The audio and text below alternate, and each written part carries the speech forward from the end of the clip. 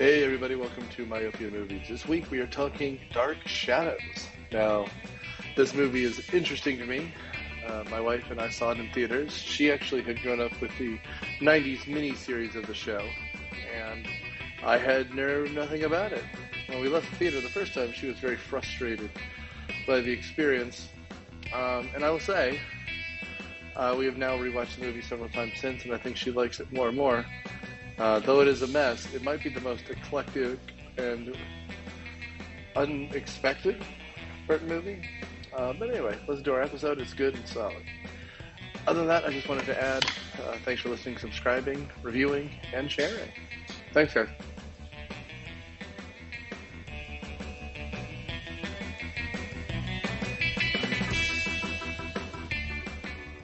Welcome to Miami Movies. This week, we watched Johnny Depp have sex with 3 middle-aged women.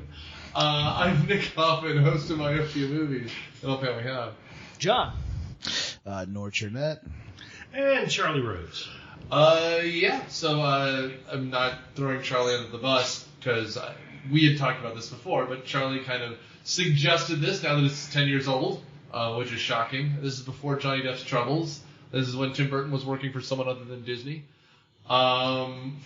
I'll say one thing just before we even get going. It must be nice to work with Johnny Depp because I can't believe Michelle Pfeiffer saw this script and thought, this is what I wanted to do, unless she really liked working with Tim Burton since Batman Returns. It must have been she liked Dark Shadows, the show, TV show, yeah. The show, and she just said, I don't care, I will sign up for whatever movie this is. Yeah. And she phoned it in, like most of the rest of the cast. I think there was a really good bartender, because everyone seems drunk this entire time. Everyone seems drunk. Really?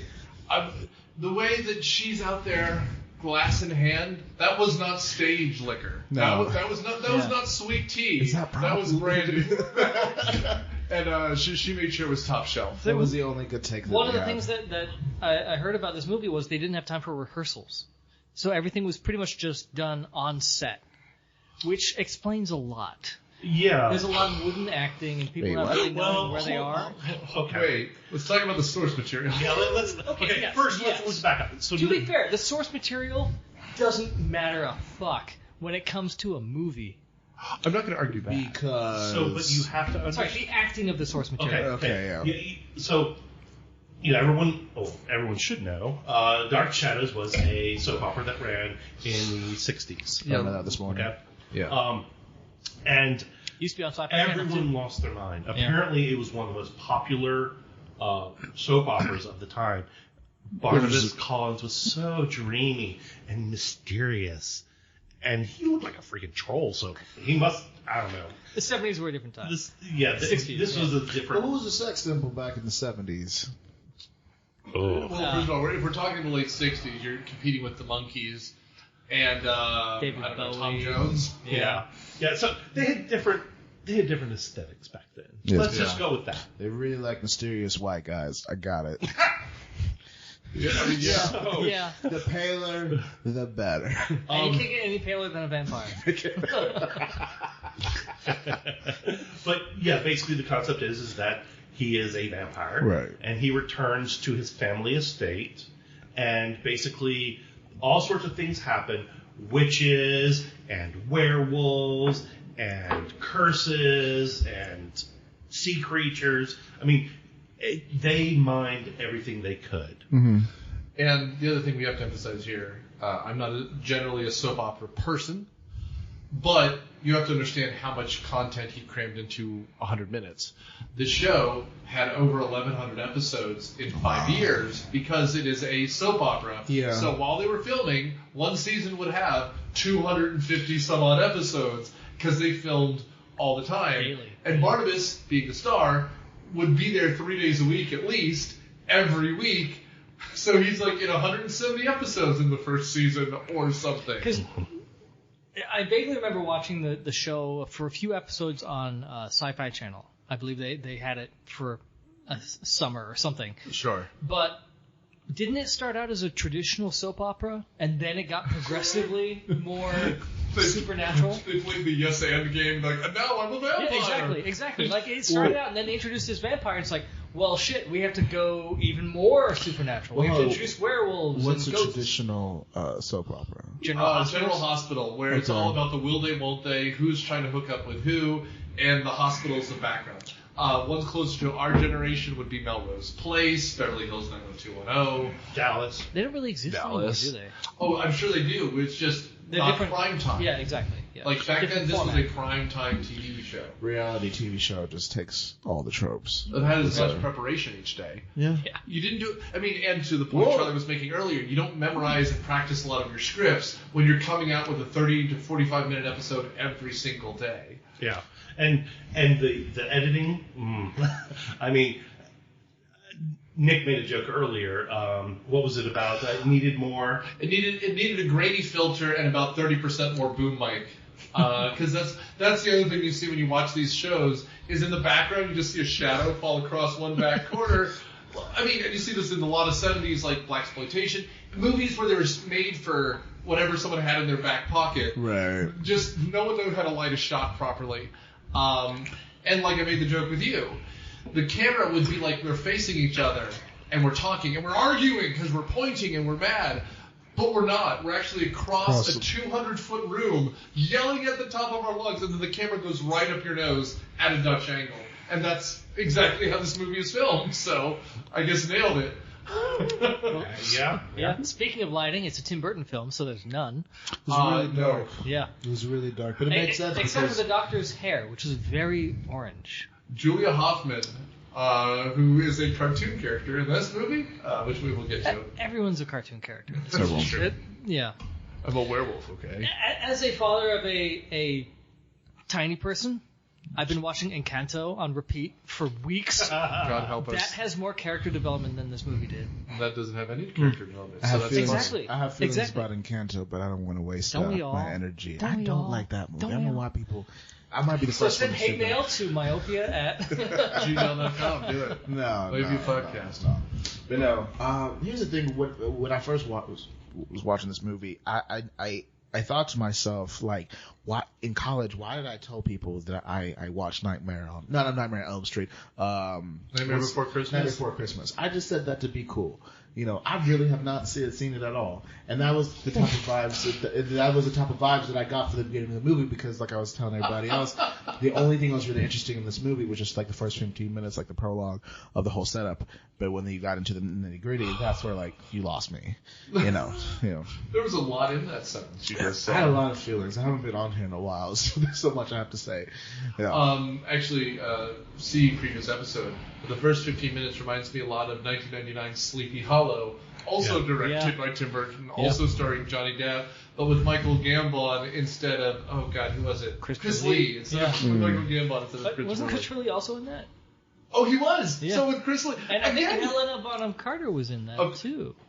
she's in all of She's his in movies. all of his movies. Hi- Yeah. This must be the 20th movie him, her, and Johnny did Yeah. together. Which goes to show it must be a very nice set. The fact that you get Chris Lee to come out twice and he shows up. He's he like a acted. cameo in this, but But he he's shows up. acting. He's there, and he's one of the better parts of the film. They just don't use him very well. He's a surly boat's captain. Yeah. So, Charlie, give us the plot, baby. Well, you know, first 15 minutes was all about the history of Barnabas Collins back when his family first arrived in Maine in 1776.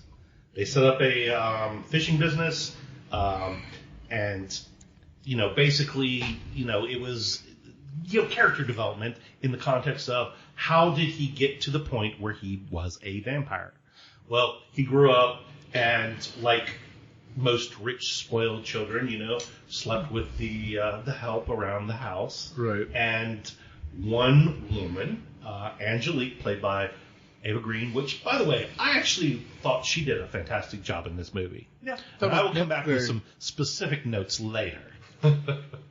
But Angelique, you know, basically he spent a lot of time loving her, and eventually, you know, when she wanted him to profess his love, he said, no, and did the whole thing of, we can't be together because you're the help, and that he doesn't love her. So, you know, basically, she's a witch. She decides to kill his parents, and By this time, Johnny Depp's got his true love, which is Josette, and, Angelique killed her as well.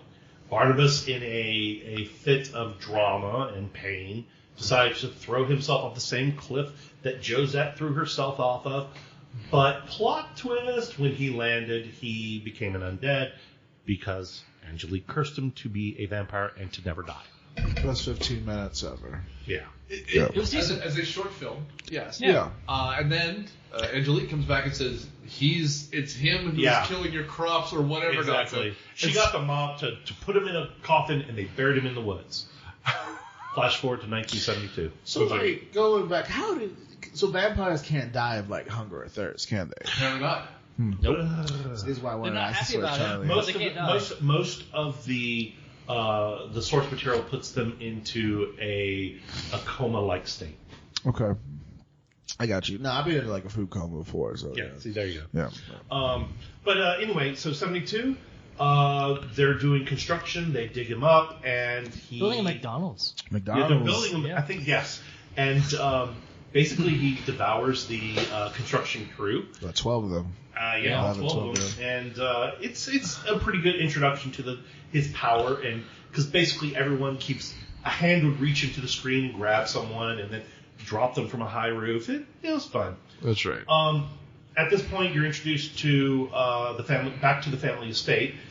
These are descendants that have been there for a while. It's a brother and a sister. The brother is what is his name? Billy? No, Billy's the kid. Billy's the Roger? kid. Roger. Yeah. Yes, Roger is the brother. He's got a son, Billy. That's right. Billy lost his mother. To pestilence? We'll get to that. Yeah. She drowned at sea or something, didn't she? Everyone drowns at sea. Okay. It's Maine. Well, the sea's coming to get you. Pepperidge Farm remembers when the sea came to get you. We have Doc Hoffman. Yes, Doc Hoffman played by Helena Bonham Carter, and she's fantastic. Michelle Pfeiffer is Elizabeth. Yes, and she has a daughter, Carolyn. Who we'll get back to. We'll get back to. And, that leaves the supposed reincarnated Josette, which is Vicky Winters. And she is the governess traveling to Collinswood, which is, the name of the property. The town. In the town, yeah. To be a governess right out of 1950s American cinema.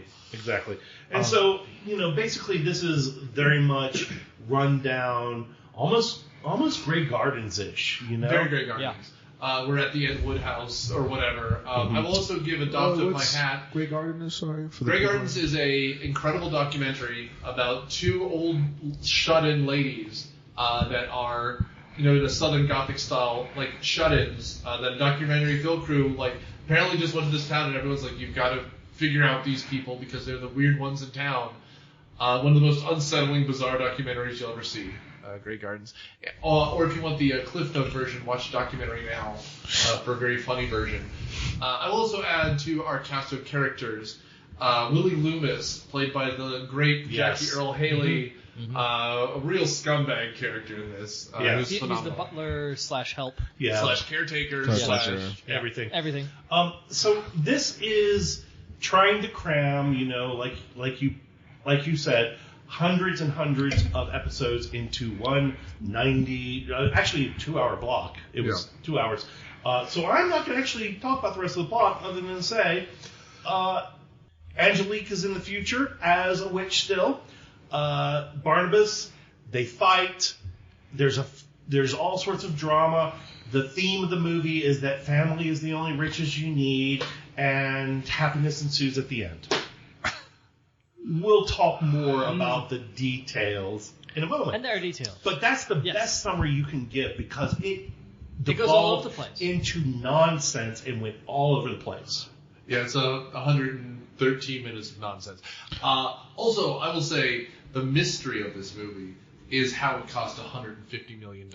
Johnny That is some Johnny Depp. Johnny top Depp. shelf moves. Yeah. He needed to have certain wine selection, and you got to think about the people in this movie too. It was a pretty penny just to get It was a good everybody. cast. Yeah, it's a Very good good cast, cast. and Danny Elfman did the music, so it sounds good. But then his music wasn't the soundtrack almost entirely like classical? Well, not classical, but classic rock. Classic Yeah, rock. I mean, It wasn't orchestral in the way that Danny Elfman normally does orchestral, I mean, fair. or at least I did not notice it. Well, he I utilized actually- that in addition I to really loved his regular the orchestral. period theme soundtrack. Yeah. Like the 60s, 70s.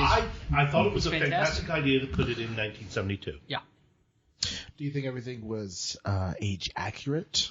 Yeah. 1972? Oh, yeah. That was the way we were talking about. Well, Just like we there's all really watched the movie like, well, that was a 1980. Well, they put a lot of care and love into capturing the aesthetic. Yeah. It may not have been accurate to the decade, to the year, but it was accurate to the aesthetic. Yeah. This is why I wanted Daniel here, because I know he had Daniel something would to have say. hated it. Yeah. I'm sure it would have been like... That came out in 1973, not Yeah, 1972. Iggy Pop, Yeah. I really hope he's hearing this and just 1974. having a big laugh. Alice Oh, he's Cooper doing didn't it, write yeah. that song until much later. Sorry, Of Daniel. which Alice Cooper is in this film. Oh, As that's a the young Alice ugliest Cooper. woman I've ever seen. Oh, thanks, Johnny. Oh, Johnny. Oh, Johnny. I mean, but literally, we're introduced to Vicky Winters, Josette, Yep. on an Amtrak train with Knights in White Satin. And you know exactly where we are because no one plays... Knights in White Satin hadn't been in a song or in a movie in 40 years. Yeah. So you know exactly where Yes. we are. Exactly. That was my first concert, Moody Blues. I went to My the Moody very Blues. first concert. Oh. My dad took me because he's a big Moody Blues fan. I would assume. And so this took me way back to my summers in Maine as, growing up in the 70s. Riding on an Amtrak. Riding on an Amtrak. To be a governess. Yes, Had to ride that as mansion. we've all done. Yes. And then she, I was talking to my wife who actually knows the show a bit. Apparently, part of the play on this is that the love interest is sometimes a woman named Vicky Winters and sometimes it's a woman named Maggie Evans, and so they're just like, well, just let be both. Why not? Yeah. John, my first concert was the Backstreet Boys in Centennial Park in Atlanta. I mean, Wow. Yeah. It's brave of you. Thank you. For I had to saying say that. Yeah, I had to. I thought we were just sharing a moment. I think I was probably like a disco review or something. What was my parents? I did also see the Moody Blues when I was watching the flautist bust a. Ooh, rock flutes. Go. Did you have that radio voice? It was like, "Hey, welcome to Z94.56 AM," or something like that. Something like that. And, Whoa! I was the youngest person by, say, 30 years. Yeah. Yeah. Nice and white satin. I'll say. I mean, it's a good scene. She's going through this Amtrak, and she has a newspaper clipping. Governess wanted for whatever. We find out later that her power pointed her in this direction. Yeah, she is being pulled, and it's... Which is nice. I like Yeah. her character. It Her character's is good. fun. It's good. And so this sets off one of my big challenges with this movie. She disappears for the second act. They played it too straight. Oh, yo, I forgot. I know. I forgot she was there. I was like, She oh. disappears. If you watch it over 2 days, there's no hope. No. Yeah. No, but they played this movie too straight. You think they like two by the book, two by the like? Yeah. So it could have been so campy. It could have been camp. Yeah. They could have leaned into the camp. Well, I know seeing reviews are just people because this is it became of course any movie that didn't do so great this becomes a cult following, but it has that cult, it's the gothic comedy cult following. The I'm problem struggling is for the the comedy, only though. comedy in this was either Angelique being sexual. The high wire sex scene was weird. Yeah. Or Barnabas Collin being the out of time, fish out of water thing. That was it. That was the only comedy. Brendan Fraser, like, how does a TV work? Exactly. Which works for exactly 30 seconds, and then we're done. Well, yeah, exactly. And so no one else is delivering comedy or trying to add to the comedy. They're all playing it straight around him. Yeah. And Which can work. yeah. But this doesn't pull it off. Well, the problem is if they had stuck with a normal plot instead of trying to cram all this, they made it 1972 soap opera aesthetic. Yeah. Okay? And it's too much soap opera aesthetic without being campy. So do you think they took it too seriously or not seriously enough? Here's how you fix it 100%. Don't use CGI. Yeah. It'll feel more like it's the 70s. Yep. Like, the effects of them falling, just give me some ratty old puppets that you throw off the cliff. Right? Like, the jankier it look, that's... The movie Black Dynamite does this perfectly. It's supposed to be a 70s blaxploitation film, and there's actually stuntmen. He's actually throwing the punches. There's no special effects. And at one point, he's supposed to jump from a helicopter, and it's him in front of a green screen going, ah! And then the thing explodes because there's a cherry bomb inside. Yeah. Like, the more And like... it works. Well, Exactly. And I wanted more winks and nods at the audience. Yeah. That's right. I mean, the brother, Roger, he might as well not be in this other than to completely abandon his child, which is kind of funny. Which, I mean, I'm sure we'll get to it, but like that, I saw where that was going, but at the same time, I thought, why even introduce him if you're just going to write him out in the third act? See, that's the thing. They were too faithful to it being a soap opera because this is the type of nonsense, the going nowhere plot lines or just randomly turning right in the middle of a plot line in an unexpected direction that makes no sense. That's my thing with this film, and this is kind of an overarching thing that we're introduced at the beginning to Johnny Depp's father telling him there's nothing more important than family. Right. Which is very easy for an incredibly rich man to say. That's but right. there's nothing more important than family, and that's kind of the theme that the movie takes. Because he comes back and he says, I want to be with my family. Yes. That makes perfect sense. The problem is the film then goes from being a family-centered film to how do we get rich again? Let's get rid of the competition. Well, and so that brings up a good point. He shows up at the mansion, okay, and he's like, I am your long-lost relative. Right. And, of course, Elizabeth, Michelle Pfeiffer, is like, you are a huckster. Why are you here? He convinces her that he is legit because he shows her a secret room with all the riches.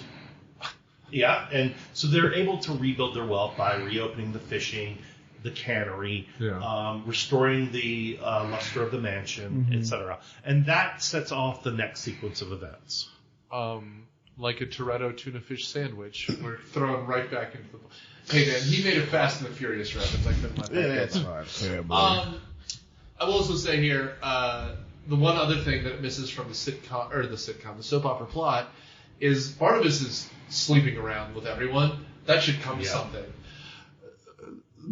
The freaky light is because the baby's room is on the same frequency randomly. Oh, okay. So what's happening is Candace is trying to turn the light off to make the baby go to sleep. I was thinking every time we mentioned Barnabas, the light would flicker. For those who didn't know, the lights turned off and then they just turned back. It's that is Johnny Depp level acting right now. But Acting. It should come back. Like the fact that he has sex with Angelique shouldn't have any consequence whatsoever. It doesn't. No.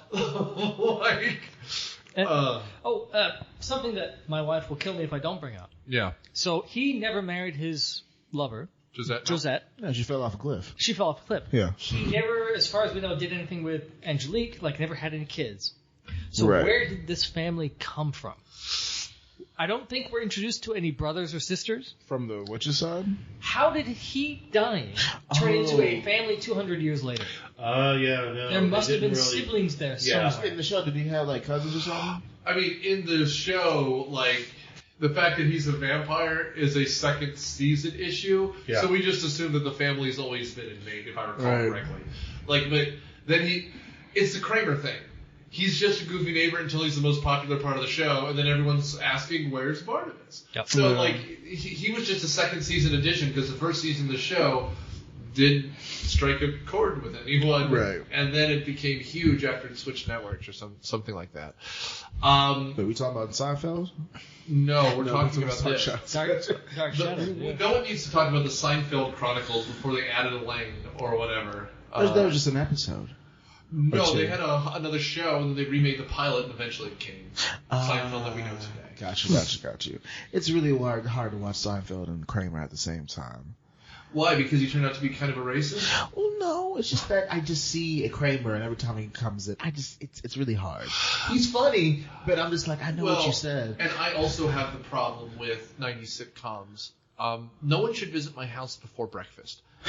It's, like Friends, Frasier, Seinfeld. Yeah. They're having breakfast at each other's. No. Even in an apartment, the guy across the street, I'm not seeing you until after we're having a beer after work. No, you're right. 90s sitcoms has really, not helped how comfortable I am with strangers or just my friends. No, because I always lock my door. You don't stay my friend if you barge into my house before breakfast and expect to have conversation. Exactly. It's not happening.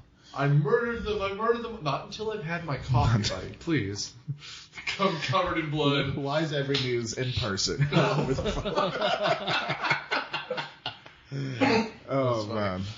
Okay, so we should kind of get into the weeds here. Yep. With Josette on the bus, she shows up. This introduction to the family is very bizarre. She's supposed to be the governess for Chloe Moretz, I believe her name is. No, for David. For David. Oh, David. For David, because the boy. Yeah. He's seeing his dead mother. And everyone thinks he's crazy, which is why Julia was moved in, 3 years ago, apparently. And then she crawled into a liquor bottle and never crawled out. Exactly. This is a commitment to alcoholism. She's an alcoholic. Not a good alcoholic, one of those bad alcoholics. She is a morning alcoholic. Yes. Which is really something. But yeah, so we're introduced to young David, who also really doesn't have a role to play. Unfortunately, he's not in the... No one's in this enough. He does. At the very end. But then they could have used Victoria for that as well. They could have. Mm-hmm. Which, again, we'll get into it, I'm sure, but I think the entire plot of this film should have been the family getting around Barnabas being an immortal vampire. Yeah. It should not have been reclaim the family fortune from the witch down the street. Because we're introduced to this family, we're told family is everything. None of them matter at all. I guarantee you Eva Green had far more screen time than any one of those family members. Yep. One of them is a damn werewolf, and we don't find out until 30 seconds before the end of the film. Oh, his punchline. It is. She mews like a kitten. Oh, no. Oh, you gross. Yeah, that's gross. But, and there's a dinner scene where he goes, she touches herself at night, she makes noises like a kitten, and I'm just like, wow, that's not something you would hear your brother say. No. Ever. Unfortunately, it only makes sense in hindsight when you find out she's a vampire. The werewolf. The daughter. Werewolf. Sorry, werewolf. Yeah, the daughter. Was it Chloe Grace Moretz, which... Interesting enough, I actually saw Kick-Ass 1 and 2 with her. Yeah, she's a good actress. I think in this movie in particular, I don't know. I didn't really like her in this movie. They try to put her to very. At first, I was getting very ditzy teenager that's trying to rebel vibe, but then as the movie progressed, maybe because of her true nature of her character, she started taking herself more and more serious and stuff, just so you can get. I don't know. Were anyone surprised at the end that she was a werewolf? I mean, I'd seen this before. At that point, they could have said she was also a vampire. The end of the movie, it doesn't wrap up too quick. The movie's plenty long, but they're just throwing the last 20 minutes of this movie is a tidal wave of nonsense. Oh yeah. So I'm just sitting back and I'm enjoying it. Well, maybe we should go over some of the high points. Yeah. Well, I think the kid's fine. Jackie Earle Haley's fine. Interestingly enough, I don't know who was buddies with who, but they were both in Lincoln the same year. Who's that? Jackie Haley and the kid, Golly McGrath, I think his name is. Really? He plays Tad Lincoln. So I wonder if since Jackie Earle Haley had the bigger part, he's just this kid's a good actor. Just Steven, just hire him along. Give him a chance. Yeah. But yeah, so the introduction to the family is very soap opera-y. Everyone's holding a highball glass and looking at each other scowlingly when Barnabas is accidentally awoken at a McDonald's. Yes. And this is part of what is interesting and infuriating and overdone. The whole out of time, fish out of water type thing, he does it from a perspective of a Puritan, I guess, because everything is a work of the devil or responsible from the devil. He sees the golden arches and he starts screaming about Mephistopheles. A woman doctor, what an age we live in. Well, even the scene where Exactly. he goes into the pavement the asphalt, whatever. It reminded me of that scene from Hocus Pocus. Yeah. That's why I got confused. I thought, oh shit, he's probably gonna think this is like lava or some shit, and he was just touching it. I mean, for that's to your point. Yeah, if I was fucking a Quaker and I was brought into 2022, I just flying skies, moving vehicle metal boxes and shit like that. So I think in that sense, that was what I enjoyed about Johnny Depp's performance, that he was just a fish out of water. As yeah, and luckily this is Maine, so it's not like a black person. Because yeah, that's true. I really didn't know this movie was set in Maine, but I don't know anyone in Maine. I really don't. I really don't know. Well, just imagine, oh no, sometimes that is better. It's where all Stephen King movies are set, so you're fine. Yeah. In Maine. Yeah, but no, I think they leaned too heavily on that. Just because, 2012? And it got old. Yeah. They just want something. I mean, what came out in 2012? What was hot? Like, Marvel just came out with the 2012? 2012? Well, 2012, we're talking Thor at that point. We're talking like this is a summer blockbuster opening against the Marvel Cinematic Universe. It wouldn't have worked. Yeah. No. Well, unless it was 30% stupider. You make it a comic, because remember, almost all those early Marvel movies had tongue-in-cheek dry humor. Again, I like Iron Man, but the jokes come from the fact that RDJ's a prick, and Jeff Bridges, is going out of his mind. He builds it in a cave out of scraps. That's what we get, dry rage. Yeah. This should not be dry rage and cost $150 million. This should cost $75 and be stupid. If this is stupider, it worked. Well, but it wasn't. This is probably just a problem of timing that we watched this in the same time that we will record Gremlins 2, which was a stupid movie, but it knew it was a stupid movie, and it leaned hard into that. The Holster could have been in this. The Holster was in that movie. Yeah. And he should have been in this movie, and it would have made it better. And that's my point, is that, more meta. They tried to put all the comedy in Johnny Depp being this He's not funny. out of time. He's not funny. But he's also trying to deliver it straight. And so the funniness is that he's out of time. Okay? And then the rest of the cast doesn't do anything funny other than Ava Green doing something sexy funny every now and then. I will concur to your funny statement. Johnny Depp has a 2009 MTV Movie Award for being a funny comedy for his Pirates of the Caribbean. I see your comment and refer you back to MTV Movie Award. Yes. For the quality of your comment. And I'll bring that back and saying Johnny Depp was nominated for an Oscar. He was. That's the point. I will say, if you make the world stupider, he can be funny. Fear and Loathing in Las Vegas is a good example of that. Yeah. It's an absurd world, and he's standing there shaking, holding a typewriter as the woman he's talking to is turning into a moray eel. Right? The sillier this is... Well, it's almost like they keep doing him wrong. He's good at the straight man in a crazy world. He is not the crazy person in a straight world. Yeah, that's a great way of putting it. I think that was Willy eating Wonka at works me. badly that way, too. Yeah. And same did Alice in Wonderland, which I refuse to I refuse to admit existed. He's the straight man in a crazy world, and he doesn't do that well. He does do that well. He play the straight man? He plays the straight man in a crazy world fairly well. He does Sleepy well. Hollow would be good. Sleepy Hollow's a good one. Yeah, but He's the not the opposite crazy is person. not. And in this movie revolves around the opposite. He's the crazy man in the straight world. Yeah.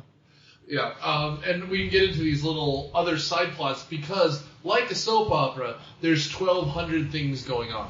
Let's talk about Dr. Hoffman. Dr. Hoffman is a crippling alcoholic, and we see her having an eye-opener where they say, she's sleeping one off, and the brother, I think, goes from 3 days ago or whatever. Yep. And she's holding a highball glass shaking. She's got the DT shakes with the biggest sunglasses you've ever seen. And she goes, and who are you? To Johnny Depp.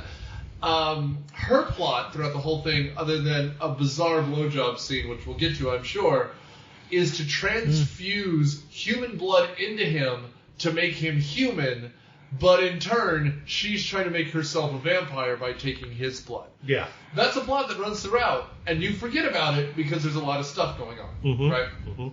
Roger is obsessed with the money. He is a 70s, proto-80s money guy. Yep. And his whole family thing is only about making the family name matter, because it's literally in a town of Collinsport. Well, until he's given money and he just leaves. Yes. Yep. That's a good way to end the character. He drives out of movie town. Yep. Yeah. And I don't really understand why Barnabas was so eager to get him out. Like, he sees at the ball, which we will get to, the Roger has the coat check girl. Yep. Like, he has his way with her, and they're having a thing, and he has David, his son, keep watch outside the door. But he's also stealing from the people. He is stealing. Yeah. And Barnabas sees him do this. Yes, and this is to Barnabas, this is unacceptable because the balls are how you show power, and his family has always had the biggest balls. Oh, God. And Which is a therefore, joke they make. I see what you did there. yeah. Well, that was the thing. That was the joke. That was him delivering That entire that. scene was around that's that. what I was Biggest confused. ball. That they just all of a sudden had a party, so that's just to establish that like there was a big like they're the not newcomers, So, but not like a ball in the 70s. It's a happening. It's a happening. happening. That's what the girl says. Carolyn says it was called a happening. Okay, so they But had it's a ball. And Yeah. remember, they had to get entertainment for it. Mhm. Alice Cooper, the ugliest woman that Barnabas has ever seen. Okay. Did you watch the movie? I did watch the movie, and it's very it's You keep good for forgetting me. No. I'm very forgetful for the. If you're movie. missing plot points, it's This forgiven. movie Yeah. is all over the fucking It's all place. over the It place. begs you to forget I parts of it. can't keep, I couldn't keep up with the movie. I forgot at that very end scene. Besides the werewolf, all of a sudden she's waking up.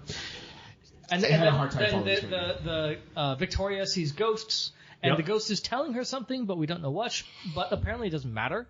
Well, because the first time Vicky sees a ghost, it's David with like a sheet over his head, like he's At Charlie dinner. Brown. Yes. Yep. Then And then- later, it's actually just a ghost, and you're just supposed to be Which okay was a with freaky it. scene. It was a great scene. It was a good scene. She sees the ghost in a sheet with eye holes cut out at her door. She says, "David, stop messing around." She pulls the sheet off, and it is a ghost underneath, And it comes, which is a decent scene. yeah. And the ghost then leads her off into the house. And there are crabs coming out of her mouth. Yeah, it's it's very creepy. unsettling. Yeah, no, it's really good. And again, it's not really the movie that we were watching because it just didn't fit with what they were trying to That's accomplish. a better movie. Yeah, it's part of a better movie. It's part of a You can't more. have two fishes out of water with Vicky and Barnabas coming into this family Well, you and can't expect them have- to be the same character doing the same thing. You can't have a couple people trying to deliver a dramatic and deep delivery of plot of story against a couple of characters that are given leeway to be campy. Mhm. It caused a lot of cognitive dissonance in my head. See, this is the thing with this movie that, like Hoffman's questioning if I watched the movie or not, it was free on Netflix, so I did. It was just a sense that from my personal problem with the movie is that every scene without Johnny Depp was really hard to follow because it, like you said, it was dragged. You said it wasn't well performed, and that's where a lot of the scenes happen where I got lost because then you see him pop in on montages and things back and forth, which we were discussing. I think the montages was just similar to how they did the TV soap operas, like him hiding in the cabinet Yep. and things like that. Him Which is just decent. doing some vampire shit. You Yeah. know what I mean? He spent 200 years in a coffin. He Yeah. can't sleep in a bed. No, he can't. He can't. So he's getting to like a refrigerator box or whatever. Yeah. I mean, I will also say you could tell where it was like this is the end of the season act because like the party, the ball, whatever the happening, that's how you end the season, right? Like it's very dramatic. The daughter breaks into song on stage, which is weird. Alice Cooper comes out in like a straitjacket, and you're Which just was like, fun. It was fun. and he effectively then kicks his brother-in-law, his uncle or his nephew rather, out of the family, right? That's how you end the season, and then you come back after Christmas break and you start up with the new stuff, which is just that's also now kind of in love with him, Yep. right? Yep. We should mention that the whole 80s guy business plot is accompanied by Tim Burton's favorite casting choice, or I guess set choice, which is crazy umbrellas. Some of the greatest umbrellas and hats that have ever been. Right out of a Tim Burton nightmare. Yep. In order to make sure Barnabas can walk around, we're already in a dark, cold place, which means either the Pacific Northwest or Maine. And some wraparound shades and a huge Very umbrella. reminiscent of the Vampires in Nightmare Before Christmas. He did. He had Vampire like question. the overly broad Yep. umbrellas. He had the completely dark clothing. I don't know if the vampires wore shades, but something like that. Yeah. So, vampire question. Oh, good. Could they exist? Like, is it gremlin rules? Is it when they have a ray of light? Or is it just as soon as the sun comes up, they're like turned into stone or dispersed? Most of it is like they catch on fire. They catch on fire. Which he does repeatedly. Well, yeah. So like, it's cool that he has an umbrella with But the if shades. he's in that cover direct it. sunlight, he seems to catch on fire. He can have an umbrella during the day, and he's fine. So as long as he's not in direct contact with, okay. I thought it was just more of a night museum thing. Sometimes, When a certain time. yeah. Sometimes it's more about being out during the day. Mm-hmm. Sometimes it's more about direct sunlight. I mean, what was that movie a couple weeks ago? Blade, where they used Motorcycle helmets. the motorcycle helmets and heavy sunscreen. Leather. Yeah. Yeah. Or, I mean, you want to talk about really stretching it. You have, an Angel, where they have, like, the Buddy Brigade's, like, van with the tinted windows, and they're just driving around solving mysteries. Yep. Buffy's fine. I didn't watch much Angel. One of the things I did enjoy and was amused is they really mined the 70s for all the references. It was fun. It was fun. I love that was that. that part. Like, the music was great, and the way they employed music was amazing. Yeah. Very compelling. I think hippies- one of the my hippies were favorite fun. references in the movie was Johnny Depp's hanging out with some hippies, and he's like, "I'm reminded of a line from Love Story. Love means having to never say you're sorry. However, it is with sincere regret that I must kill you all now." I really wanted him to smoke the joint. Just I wanted to see a high vampire. Yeah, See, what he that- passed it. That's That the would've type been of fun. that's the type of Vampire. foolishness that would have made this movie better. Well, I think Especially since the scene before, it was the one, I think, where he saw the TV with the Carpenters, and he's like, "Curse you, tiny songstress," or whatever. Reveal yourself, Really tiny sorry, songstress. But, like, that's what we need, like, because that's what Makes the movies feel more 70s. Also, this should be where we insert a shot about the most 70s scene of all. This is the seduction, oral sex, blowjob scene that's so bizarre and unsettling. But it's got the Vaseline gauzy lens. It's slowly filmed. Helena Bonham Carter looks like Dr. Scully, but she's got like huge lapels and huge glasses. And let me tell you about doctor-patient confidentiality. But like, it looks very 70s. The soft focus, the weird lighting, the, like I said, Vaseline lens. It's perfect. And then, of course, weird oral sex scenes. But at the moment, it is a very tight, funny, constructed scene. All right, go. So, Carolyn has the lava lamp, which Barnabas is crawling up the steps going, it's a pulsating blood urn. So, she's like this quintessential, like, early 70s. Was he supposed to be afraid of the lava lamp? No, he was confused. mesmerized by it because a pulsating blood urn? Vampire, that's Well, think like about this, crack. having seen a lava lamp before. Yeah. And it's this thing that's just pulsating and glowing and red. dripping and flying at the same time. Well, and again, we're smashing between this idea that he's not supposed to be a vampire, kind of is a vampire, who knows he's a vampire. Yeah. Around then, also, he starts his Freudian couch sitting and talking, which is another weird side plot. Although it is really funny to see it, whatever it is, Valium, and she's just taking like a cap full of Valium and thinks she's going to give it to him, and she pops it with some Cutty Sark or whatever nonsense she's drinking. I'm a psychiatrist. Let me like- check your meds. Is that an American delicacy? Yeah. And then we get the gauzy Dr. Scully scene, or whatever that is. See, the parts where he, this was, I remember when the movie came out and the trailers, I think Chloe's character, she was just like, "Are you stoned?" And he was like, "They tried stoning me. It didn't work." Like, if this was proper, I think if it was just fine-tuned edited, those dry office jokes could have really worked. Yeah, could have worked. But I think, like you said, you said that there was no much rehearsal to it in the movie. I really think it could have worked if they really took it seriously post-production of the movie. Yeah. Better editing. Yeah, that would make sense. Yeah. Or worse. A lot clunkier. Either way. This was in that period when Tim Burton was churning out a movie a year, basically, wasn't he? And so there wasn't much post-production going in anywhere. Yeah, if you told me they just all lived in this house, drank heavily, and then they were also filming something else, I get it. Yeah. Well, and the story goes, apparently, when Michelle Pfeiffer heard that this was going to be done, she called up Tim Burton and said, "I want in." I mean, because she was such a fan. Yeah. I mean, and I imagine Tim was too. Yeah, and I'm thinking that afterwards she was like, "Oh, what have I done?" Well, it sounds like Johnny Depp was a fan too, because he produced this as well. Yeah. And like I said, there was so much love for this show. Yeah.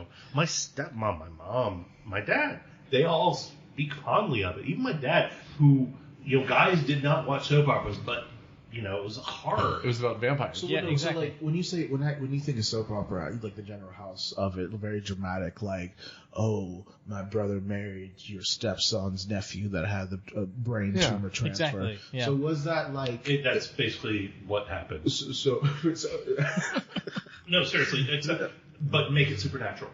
So it was like that back in the day. Yeah. So okay, so it wasn't just. I'm thinking of just they were muted on the sex a lot more. So that's not how vampires they let people assume that sex happened. Right. They never stated directly. They never, and they leaned more into the whole vampirism as seduction, because that was, remember, early vampire stories were a way to show sex, right, in puritanical times. Yeah. So if you ever read Dracula, the original, it is all sex. All sex. It's crazy sex. But it's all supernatural sex, so they can get away with it. Yeah. In ways that you can't if it's like, hey, here's Mr. J with a prostitute. I mean, it's sex between men and women, sex between men and men, sex between women and women. I mean, it's so a as long as masterpiece. they It's say amazing. he's a monster, they can get away. Well, it's a metaphor. The blood drinking, the hypnotism, all that is the metaphor. Because like when you say, so I view this movie as a horror comedy movie, and so you're saying there was a TV show back in the 60s or 70s of this, so I'm thinking like, well, when Three Stooges came out, like 30s? So that's what I associate with a comedy type deal. But I know it's a stretch. It's a stretch. Whetstone for contemporary. Yeah. I mean, what I will say too is you showed a Puritan Friday the 13th, they'd recognize it because you have a monster killing people who are drinking and having sex and doing drugs. And so That's teen what horror. should happen. You're teen horror. Yeah. And so how can Barnabas get away with it? He's a monster. Yep. Right? Yep. Like everything else should be it's sinful, therefore it's still a morality play. And so the killer is going to kill you because you've smoked weed around a campfire and therefore you've got to die. Yep. That makes sense. And again, so you show a Puritan Friday the 13th Part 4, they get it. Yeah. The monster comes in and hypnotizes the young, sweet thing. Virginal and white. And there you go. Okay, that makes sense. Turns out, though, Josette wants to be a vampire, which is... Yeah. Well, yeah. It's funny you say Josette, because here's the thing. Throughout this, you've got Vicky. And Vicky has her own personality. And Vicky has her own way of doing things. At the very end, We're and I'm skipping ahead to the end. We're not shown her at all. Yeah, I'm skipping ahead to the end because really it doesn't matter what order I tell this shit in. No. Okay. She is spelled to throw herself off of a cliff. She does. She dies. She's cursed. She awakens as a vampire. However, Vicky's gone, replaced by Josette. Yeah. And so you're just like, what the hell? Yeah. I mean, it's like they overwrote. It's sort of cruel, actually. Vicky just got written out and Josette got written over. Well, did she? Or because he dived after her. He after bites Vicky. her. He bites her midair, which is a feat.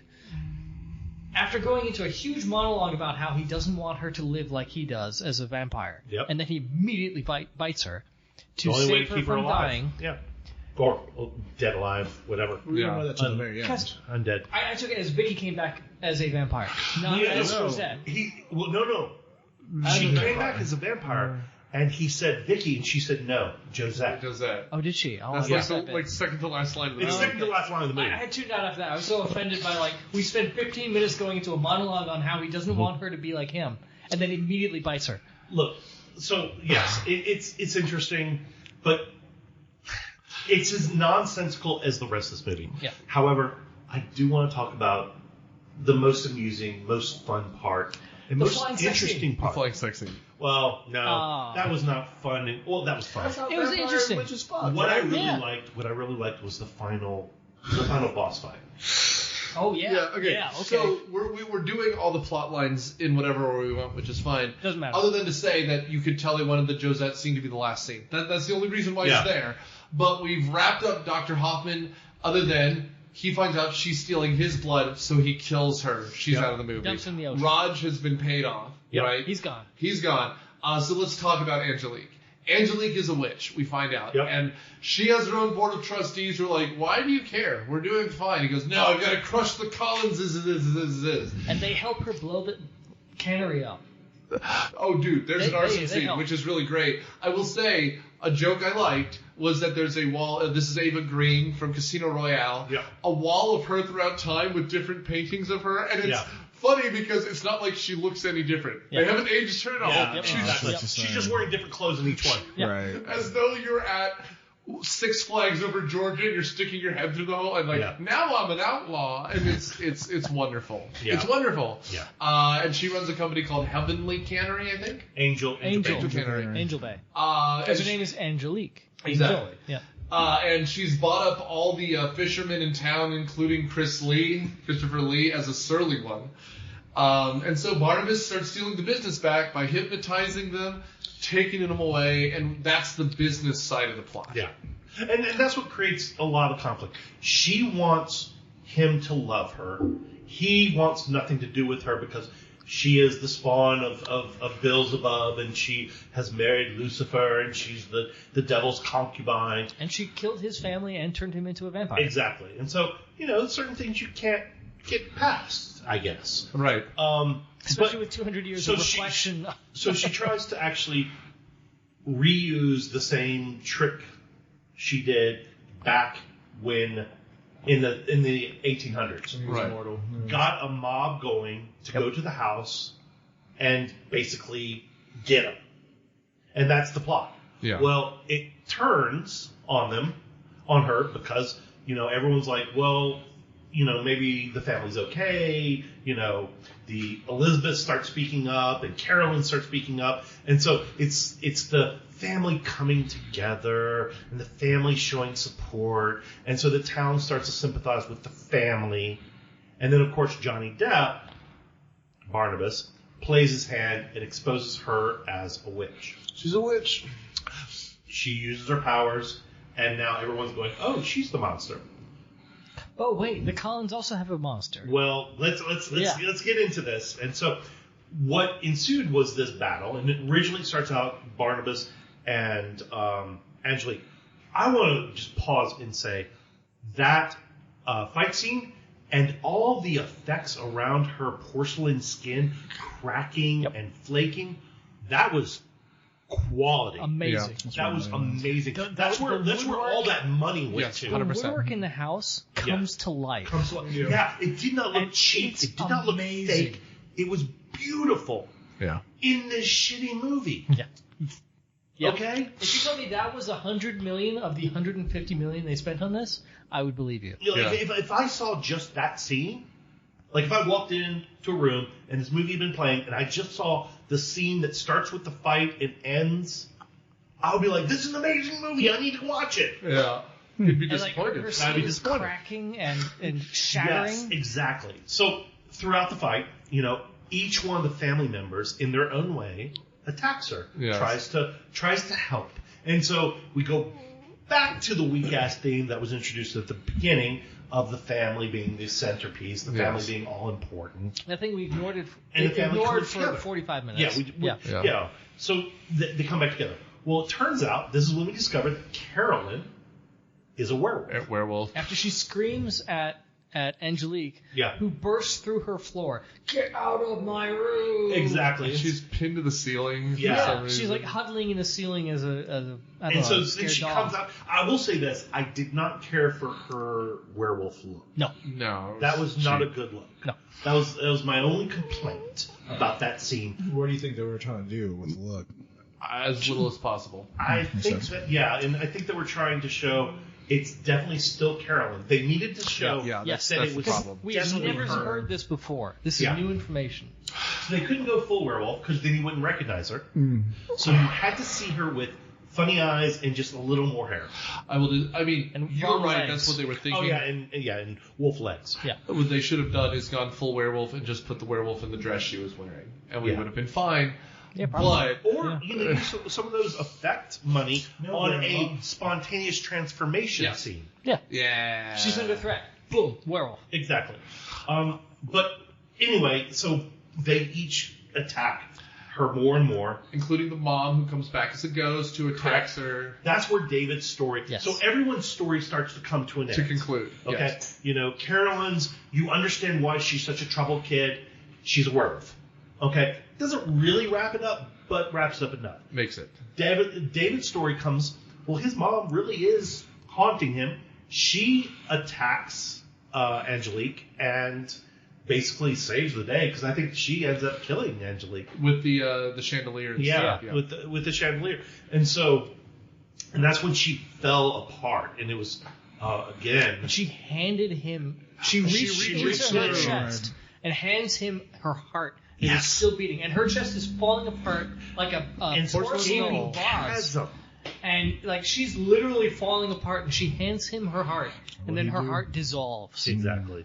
It was beautiful. Beautiful. Where was this care the rest of the movie? Absolutely. I mean, the problem is, I think they wanted to include as many of the main characters from the story as possible. Yeah. You could have cut out the whole Dr. Hoffman thing, Yeah. but everyone loves the character, I would Yeah. guess. So they're like, well, we can't do it, but it's just one plot Well, too I many. think Danny Elfman and Johnny Depp needed to make sure there was a role for Helena Bonham Carter. Well, yeah, but you I could get have that. made her someone, and unfortunately, Someone else, yeah. Yeah, I mean, like She Ava could have Green, been Angelique. she could have. But you got, I mean, and again, I'm not going to say she's better than Ava Green or better than Michelle Pfeiffer, but that's like one main character too many for a 2-hour Which movie. this movie had. Way too many characters. Way too many characters that they focused on. Yes. They should have all been like the groundskeeper, where it was set dressing. Yeah. We're kind of introduced to their backstory, but it doesn't matter, so we're not going to pay any attention to that. Yep. I feel Whereas like like Victoria, we're introduced to like a full-on backstory, a flashback even. Yeah, several And flashbacks throughout She's the movie. gone for the like 2/3 of this movie. Yeah. She's just not there. I think I love No, this movie. I think the tone. I mean, I'm in the rapping session, but I think the tone of the movie and how it was like shown to people like me in 2012 Yeah. differs than what the movie actually was when it was played. You know, because I thought it was going to be very silly, very campy, very make fun of itself, but Yep. too serious. Let's do this. Final thoughts, Charlie. So the previews made it seem like it was going to be a much funnier and campier movie. I stand by my point that there was a lot of, for me, cognitive dissonance between the fact that everyone else played it straight. Johnny Depp was the comedy, and that wasn't enough. And even his comedy wasn't as campy as it could have been. They didn't lean enough into the camp. It's a soap opera. Lean into it. One of my favorite soap opera movies, Soap Dish. Love that. Camp. Love it. I think that, like I said, and I went on about, that fight scene was spectacular. But the rest of the movie was pure crap. Yep. I'm going to say this. Watch the final scene where the fight is watch, Barnabas throwing himself off the cliff, you get everything you really need out of this movie. Totally. No. I agree to what Charlie said. The only thing that I enjoyed about this movie was I like Johnny Depp as an actor. People just only his run during the era where he was like Captain Jack Sparrow. You know what I mean? Because that's what I really got into Johnny Depp. Now it wasn't 21 Jump Street. It wasn't Nightmare on Elm Street. It was the Pirates of the Caribbean. So that's going into the movie. That's what I thought it would be because like the commercials that you said, trying to make it a little more funnier. So I thought that way of acting, but he's just like a vampire. The vampire sex scene is just I assume that's how they used to do it back in the day. With vampires, vampires and witches and things. Yeah. You just a bed. Nah, you just fly through, the room, just fuck shit up, while you fucking. So, yeah. But I do like the overall ending message of the movie. Like Dominic Toretto, it's all about family. But it's to the fish family. Yeah. It's an aight movie. I'm not gonna say it's bad, but it wasn't the best. John.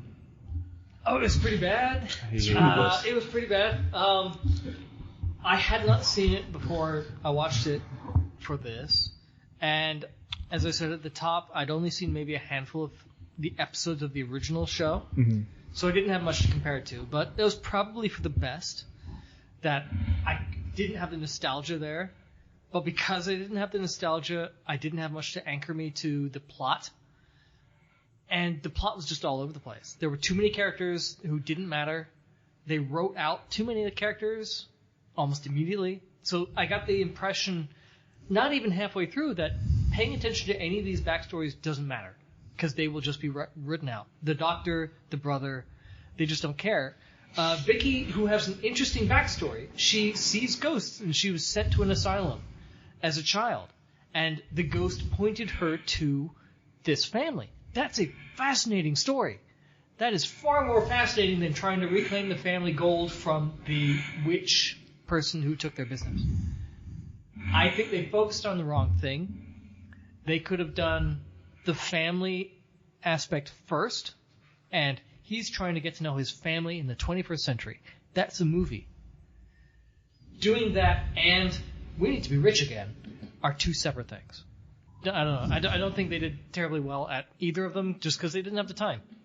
So it was gorgeous, that last scene. The 70s motifs were spectacular. Danny Elfman did his work with the soundtrack. But, my God, did this movie suck. I also want to re-emphasize the point you said earlier, which is that Johnny Depp does better in a weird world where he's a straight man. But I will disagree with everything and say this is a movie you have to see. I think this is the third time I've seen it. I saw it in theaters, baby. I've seen it once in between this, and then I've seen it recently for this episode. They emphasized all the wrong parts of soap opera stuff, right? The sex stuff should have mattered much more. It would have been great if the brother was also hooking up with Angelique, something like that. Just because you really wanted to fuck with the whole family. Stealing away the enemy family's business. That's super soap opera-y. Trauma from your past. Super soap opera. There's just too much in this soup. It could have been a 6-episode miniseries, which is something they've tried 1,000 times to bring the show back. And this screams that Tim Burton wanted to bring it back in full, and it just never was going to happen. Right? It's like watching the latter Star Trek movies, and they're like, well, why wasn't there a show? This is great. But it's not going to happen. I say see this movie as a what's it. It doesn't make sense. There are parts that are truly incredible, and the rest is just breathtaking. And why is Alice Cooper actually here? What is the doctor really? Yep, that's just a blowjob scene. All of this is just incredible. There aren't words for this. And again, the first time I saw it, I said I'd never see this again. Second time I was like, is it as bad as I thought it was? And the last time I saw this, I just had a whiskey in hand. I was like, this is a lot of fun. But the time to see this is that. If you've seen stupid movies all day, this is the last one of the night where you're kind of punch drunk. It's one to see when the party's going on and everyone's a few drinks in, because you're not going to be able to keep up with it, but you shouldn't try. We still have 6 movies left in his repertoire, so I guess we'll come back to Tim Burton. I hear he directed a Dumbo movie with a stupid hat. Oof. Yeah. Yeah, I know. That was a weird call for Danny DeVito. He was like, "You're coming back." It was like you wear a cane and a hat, and it's just like, "Oh, we could be Penguin again." No, you're gonna be a. Or he was already a ringmaster for him too in Big Fish, which is an excellent film. Fantastic film. But anyway, we're out of time. So thank you for listening. If you've tuned in because of required reading, I'm sorry. But we're the number 75 best podcast in all of Israel right now, and as we are recording for required reading, and presumably you're here because we covered the tragedy of Macbeth for our Oscars episode, along with Forrest Gump for the Oscars. So thanks for listening. I hope you're still subscribing, and wherever you get us, please review us. It's what helps us get new listeners. Thanks, guys.